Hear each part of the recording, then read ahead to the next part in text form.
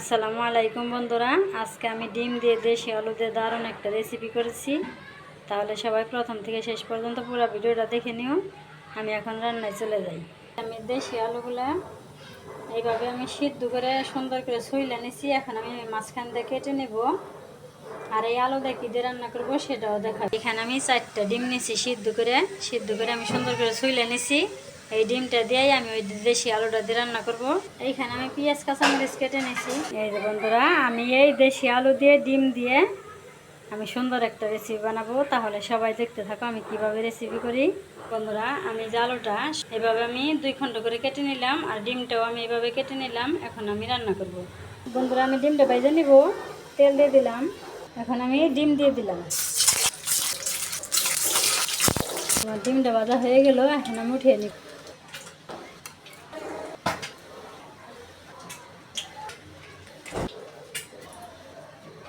এখন পেঁয়াজ দিয়ে দিলাম, পাকা কাঁচামরিচ দিয়ে দিলাম।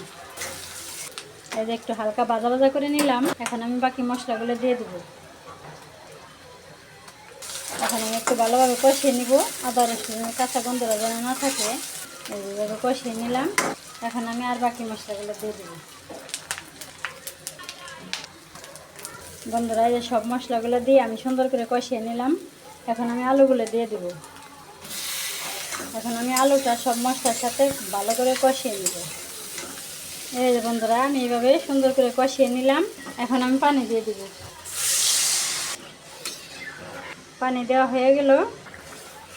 এই যে বন্ধুরা, আমার তরকারিটা হয়ে গেল। একটা বাটিতে ঢেলে নিব। বন্ধুরা, আমি চুলায় কড়াই দিয়ে দিছি। এখন আমি তেল দিয়ে দেব। একটা শুকনো মরিচ ছিঁড়ে দিয়ে দিলাম, অল্প কিছু জিরা দিয়ে দিলাম, পেঁয়াজ দিয়ে দিলাম। বন্ধুরা, ডিমের তরকারি নিরামিষের মধ্যেই পড়ে, সেই জন্য আমি রান্না শেষে আবার বাগার দিয়ে দিলাম। এখন আমি তরকারি দিয়ে দিলাম।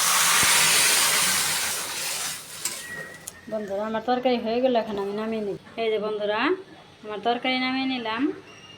এখন এই ভেজে রাখা ডিমগুলো দিয়ে দিব।